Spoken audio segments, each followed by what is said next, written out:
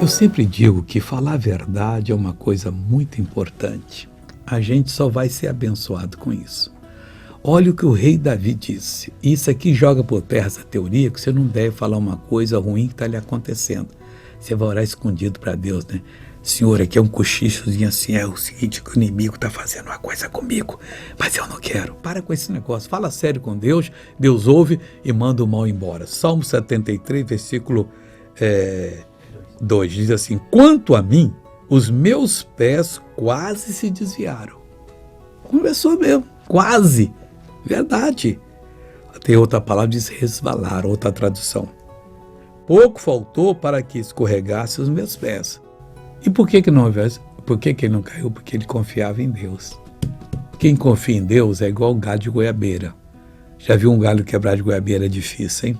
Ele dobra, vocês ficam na lama lá, pode deixar até amarrado um dia, você solta, depois faz assim, volta para o mesmo lugar. É assim com você. Vamos ver essa pessoa abençoada, já volto. Por que você está chorando?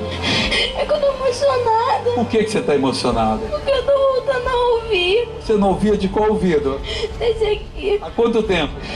Desde quando eu tinha 3 anos. Você está com quanto hoje? Tô com 10. 7 anos que você não ouvia? É. Se tapasse esse, não ouvia? É. Então olha, tapa bem. Olha lá pro povo lá. Como é que é o seu nome? Esther. Aparecida.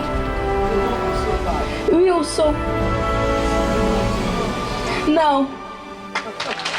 Voltei para orar agora, querido Pai. Se essa pessoa também está escorregando os pés, firma-os. Liberta essa pessoa. Deus, esse mal não vai continuar de jeito algum. Falta pouco, falta tudo, ó Deus, porque ela está guardada por Ti.